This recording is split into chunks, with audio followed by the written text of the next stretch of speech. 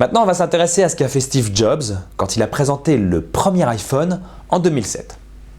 Alors, il aurait pu faire comme 90% des gens, c'est-à-dire se jeter sur PowerPoint et commencer à faire des slides, sans penser à la structure. Du coup, ça aurait donné quelque chose comme je suis Steve Jobs, président d'Apple. Aujourd'hui, je vais vous présenter un nouveau téléphone, l'iPhone. Ensuite, il aurait présenté le marché des smartphones, il aurait présenté le problème que posent les smartphones actuels, et puis il aurait présenté la solution d'Apple en parlant de la couche logicielle, de l'interface utilisateur, du design, du prix, et puis après, il aurait conclu en disant que son produit a un vrai plus, etc. Ça, c'est assez classique. C'est pas enthousiasmant, il utilise des titres plutôt que des messages. Mais voici ce que lui, il en a fait. Il a d'abord déterminé son point A. Son point A, c'est aujourd'hui, en 2007, les smartphones sont compliqués à utiliser. Et son point B, c'est avec l'iPhone, Apple réinvente le téléphone.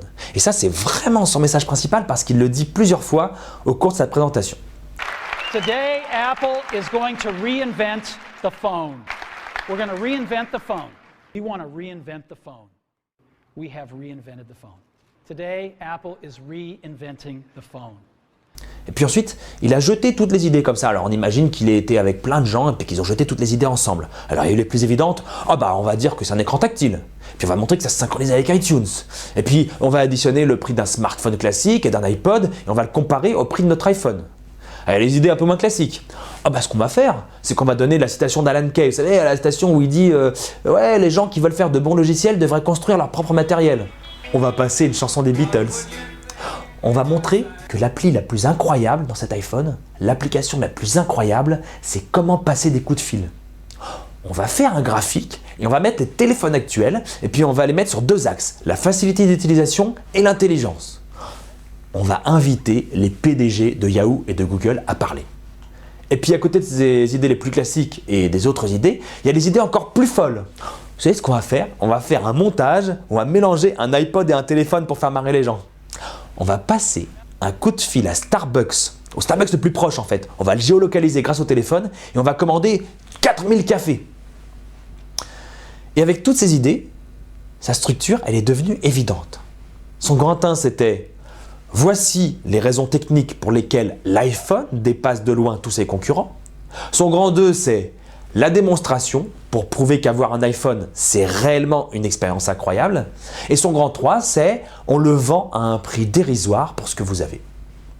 Ça, ce sont des messages, ce ne sont pas des titres. Ce sont des messages plutôt que des titres. Alors du coup, en cours de route, il a sûrement supprimé. C'est-à-dire que dans ses idées les plus folles, il y en a peut-être 10, 20, 30 autres qu'il a supprimées. En disant, non, ça ne sert pas au message principal. Détaillons un peu le grand 1. Voici les raisons techniques pour lesquelles l'iPhone dépasse de loin tous ses concurrents. Lui, il l'a décliné en petit 1, une interface révolutionnaire. Petit 2, nous sommes à l'avant-garde du logiciel. Petit 3, design, un magnifique objet au creux de votre main. Et dans chaque partie, il passe des concurrents à l'iPhone.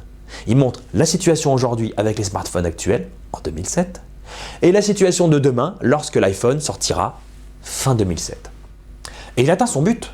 La salle, elle montre un réel enthousiasme et il tient la scène pendant plus de 2 heures. Tout ça grâce à quoi? Grâce à un message principal clair. Aujourd'hui, Apple réinvente le téléphone. Grâce au fait qu'il a jeté toutes les idées possibles sans se censurer, sans organiser a priori. Et enfin, grâce au fait qu'il a rassemblé les choses en 3 grands messages. Et regardez les notes qu'il utilise, Steve Jobs.